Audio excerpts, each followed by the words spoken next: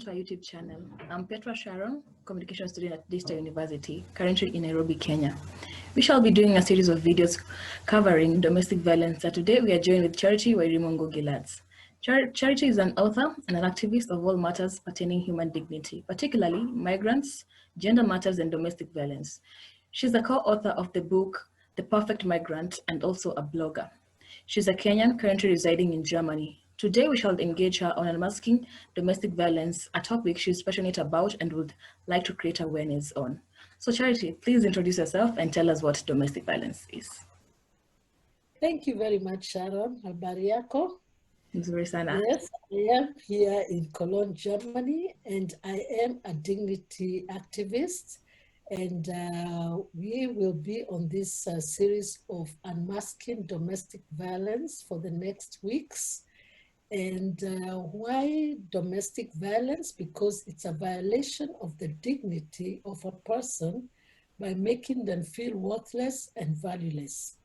And I am a victim of domestic violence for as far back as I can remember, from 2 years, 3 years. I have flashbacks about it. And I'm also a survivor. And I have experienced domestic violence for maybe since until the last maybe like 4 years back is when I stopped experiencing it. But and because of this, I'm very passionate on this topic. Now, what is domestic violence? Domestic violence is a global menace. It is acts of violence against a person, an intimate partner. By intimate, what do you mean? By intimate, I mean that it has to be an intimate person, a close person. And we have about 7 definitions of these people who are intimate. And one of them is the marital intimate relationship. And then there's come, we stay together, or co-partnership in a home, not a business, in a home. And then there is the other kind of domestic violence intimate, that is siblings. And then there could be where a relative is staying within that homestead and they abuse the victim. And then it could also be within dating. And then there's also the domestic worker, house helps. They are also under this category because right now they are abused within a homestead. And then there is the child witness abuse. A child who has witnessed domestic violence at home. Yes. Okay, so most people are only aware of the physical and sexual abuse. So please, can you inform us on the different forms of domestic violence? Oh, I'm very grateful that you have asked that question. Yes, it is true. There's so much misconception about domestic violence. Most people just want to see when somebody has been physically hurt, and that's when they believe there was a sort of a domestic violence involved, if they will accept it.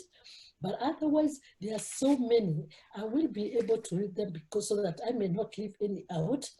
There is physical domestic violence. There is emotional domestic violence. The emotional one is also the one referred to sometimes as psychological.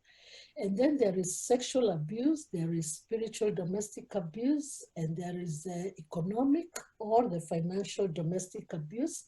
There is the child witness abuse we talked about, and then there is the people with disability domestic abuse, and there is the immigrants domestic violence abuse.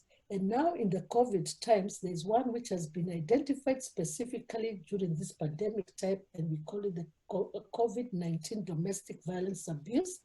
And then there is the before or after pregnancy domestic violence abuse. There is the LGBTQ domestic violence abuse. And there is the child custody domestic violence abuse. And as we said, the domestic workers house helps abuse. And also related to that, very closely related to this same domestic situation, there is parental abuse, child sexual abuse, domestic disputes, elderly abuse, siblings violence, juvenile runaways, stalking, destroying things, threats, bullying, name calling, distress, possessiveness, amongst many others. Yes. You've talked of so many. Can we take this opportunity to focus on the dating abuse when people are dating and in a relationship? Can you talk about that form of violence, the dating one? And what are the general signs that one is supposed to look out for? Oh, yes. Now, I want to state something. Before I go to the dating type of violence, let me just specify one thing. You see, we always tend to think of domestic violence as only abuse to a woman, but there are so many other cases of even men being violated. Oh. And so it's domestic violence is complex. So it's not about only women, it's also about men. It's also about men. Mm-hmm. It is regardless of also the age.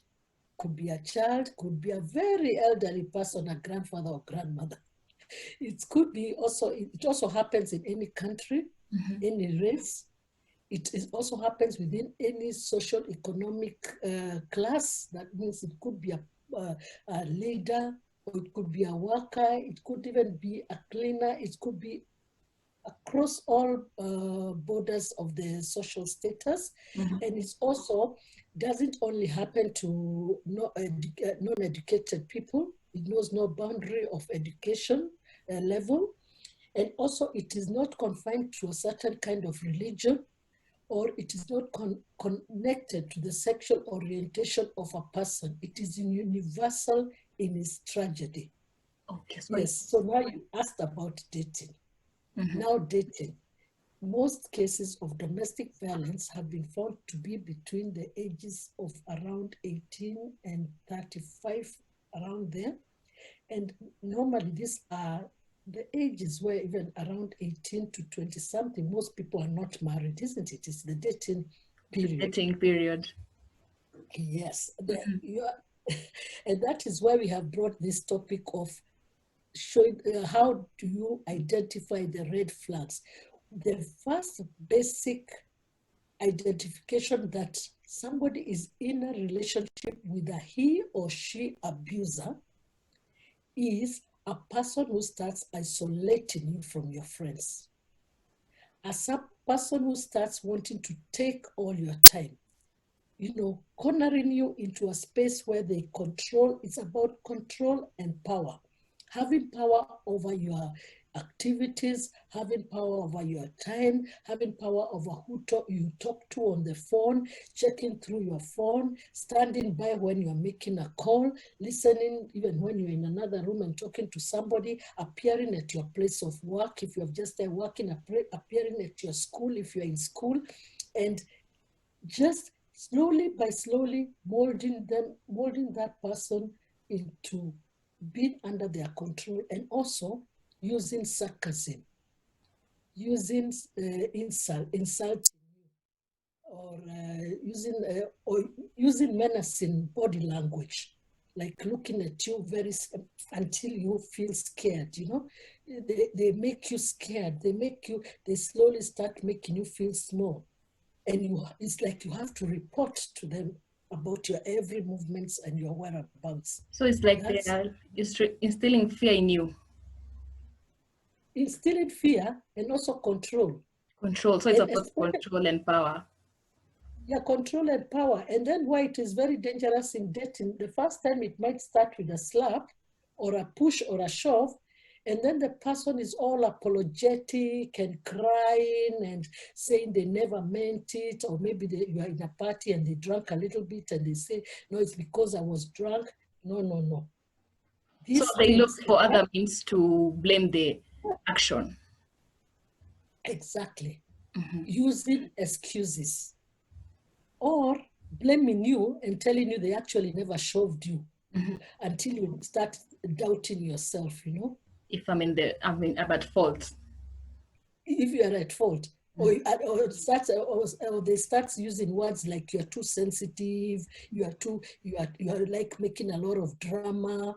Even let's say when they cheat on you, when they start cheating on you, they'll always turn it around. No, I'm not cheating on you. It's because last time I saw you, there's this and this young man, or there's this and this young woman that you're involved with, always turning the tables around until the person, the victim starts losing their self-confidence, They feel like a self-esteem. problem.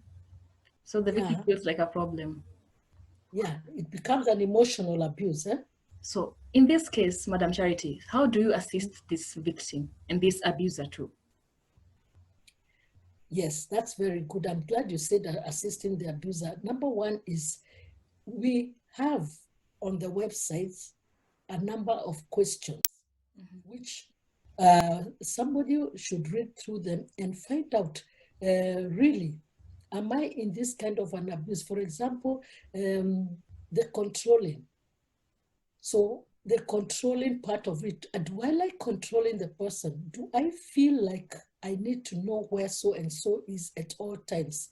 Do I feel jealous, extremely jealous about that and that kind of a person? Now the help in all cases can only come to somebody who needs help.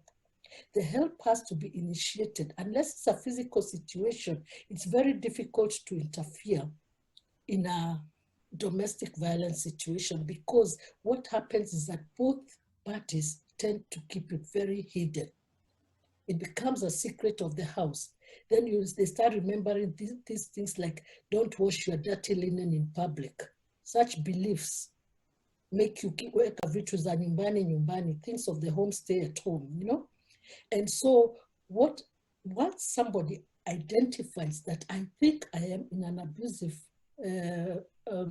relationship, I think they should seek help. At first, what they can do, maybe to feel safe, Google, I think I'm in a domestic violent relationship. It will bring you to a page where there's always somebody to chat to, anonymous. You don't even have to give in your name or anything, and you express yourself, and it will become clear to you, because you have to accept there's always denial. And if you're a friend and you notice that a friend of yours, you think or you have seen that she's constantly threatened by her boyfriend, or that these days she's becoming very isolated, they are full of anxiety, they are losing weight, they are not speaking a lot, they are constantly crying, and they are distancing themselves, and they don't want to see you, you can approach them. And for these topics is what, Sharon, I really want us to talk about, because like we were discussing before with you, a lot of young people don't really know what to do. So yeah. in this situation, when the abuser comes to apologize to the victim and still does the same mistake, how do we like assist this person? How do we like break this cycle of him or her beating this other person and then coming back to apologize, then doing the same thing? How do we like break the cycle? The thing is, that cycle is the strategy of an abuser. They use this strategy all the time until he's so used to it that he now no longer apologizes. But in the beginning, and this is what confuses the victim, in the beginning, they always abuse, then they come with an apology, even a gift, even take you out, and then they'll be good for about a week or a month, and then slowly by slowly, they will start that, and you can feel it. So what happens is that the victim needs to start listening to their gut feeling. If you're there listening and you know that you're in such a situation, you definitely know there's something wrong in your relationship. The thing is, stop denying it. Know that you are in an abusive relationship and you need to seek help for yourself. And especially if there's a child involved, you need to seek help for that child, because that child is under your care. And so the best way, depending on how, let us say this way, there is no big or small abuse, because different people handle it differently. So ask for help, talk to somebody, talk to a friend, talk to your parents, talk to your sibling, a sister or a brother, or go to the helplines, which will be at the bottom of the video, and just call. Why not make that anonymous call to be able to identify that really and accept, really, I am in an abusive relationship. And if you're an abuser, to be able to identify, I think I am an abuser. And from my think, you say, I am an abuser and I need help. Because there is help for them. What you ask, there is help if somebody is ready to be helped. Okay. You've mentioned about acceptance and seeking help. So I know it's a problem among us young people. We choose not to seek help because we're afraid of what the society might think of us. So how can you help such a couple in such a situation? The thing is this, you see, with domestic violence, you see there's this pattern of abuse for long periods of time. By the time usually that the friend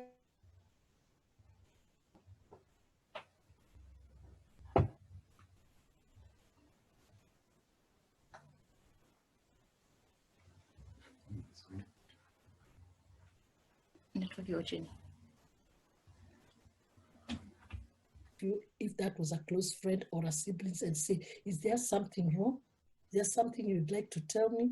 Is there something going on in your relationship? Is there something happening to you that you'd like to confide in me? Okay, thank you for your time, and I'm sorry we have run out of time, and we look forward to having you next time to elaborate and help us unmask the different forms of domestic violence abuse you've mentioned, how to identify them. Okay, so any parting shots? Yes, I'll just say, please check out our website, Unmasking Domestic Violence, and also subscribe so that you may follow up the series. There are many series and we'll touch on every form of abuse and keep you informed. Thank you very much for your time. Welcome. Okay, so thank you, viewers, and don't miss out on the next episode with Madam Charity here, who will help us unmask domestic violence. And also don't forget to subscribe to our YouTube channel again. Make sure you like, comment, and also tell a friend to tell a friend and share. Thank you.